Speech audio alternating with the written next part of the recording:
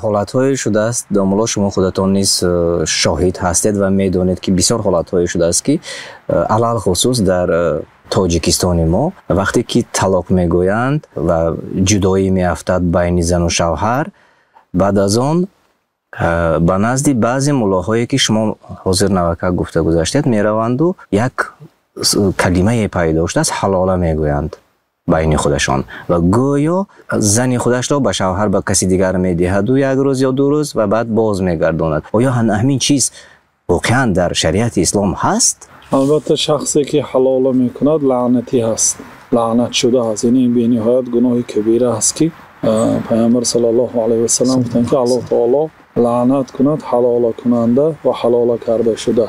آن آدمی که همین حلاله را اجرا میکند یا آن آدمی که زنش را برده حلاله میکند، با این حلال نمیشه. برعکس در اینجا چندین مفسده ها هست، چندین گناه ها صادر میشه. اما اون ملا که این کار رو انجام داد و ملا چگونه این کار رو انجام میداد؟ حال آن که قرآن خوانده است، حال آن که بعضی حدیث ها را خوانده است شاید میدن و ملا است وای حلال کرده الله تعالی را حرام کرده است یا که عکسش حرام کرده الله تعالی را حلال میکند در اینجا. یعنی با همین واسطه زن شما حلال شد میگاد. این یعنی که کسی که اگر حلال کرده الله تعالی را حرام کند یا حرام کرده الله تعالی حلال کنه او کافر میشه.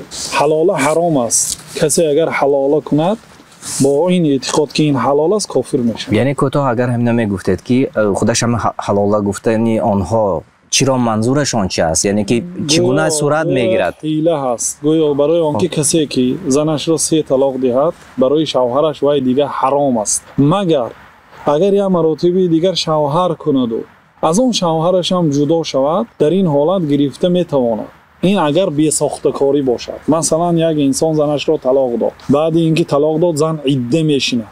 عده یعنی 3 مراتبه تا بیماری ماهانه شدنش در خانهش میشیند. وقتی که پاک شد بعد شوهر میکند. یعنی تصادفاً بی ساختکاری اگر شوهر کرد 1 سال، نیم سال، 2 سال زندگی کرد و از اون شوهرش هم جدا شد تصادفی، از آن شوهرش جدا شده با عده‌ش هم برآمده باشد، این شوهر اولش میتواند رفته این خانه‌دار کند، حلال و پاک است.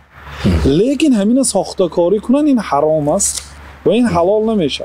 برای آنکه اینها در مدت کم اولش اینکه موقت نکاح میکنن، مثلا 3 روز یا 1 هفته گفته نکاح میکنن، نکاح باطل است با مقصد طلاق، با وقتش محدود است، این حرام است. بعد از آن وقتی که او طلاق میدهد با این میگیرد، یعنی حلال نمیشه. برای آنکه اون نکاح هم نکاح نبود، اینش هم تا آخری عمرش زنا میشه.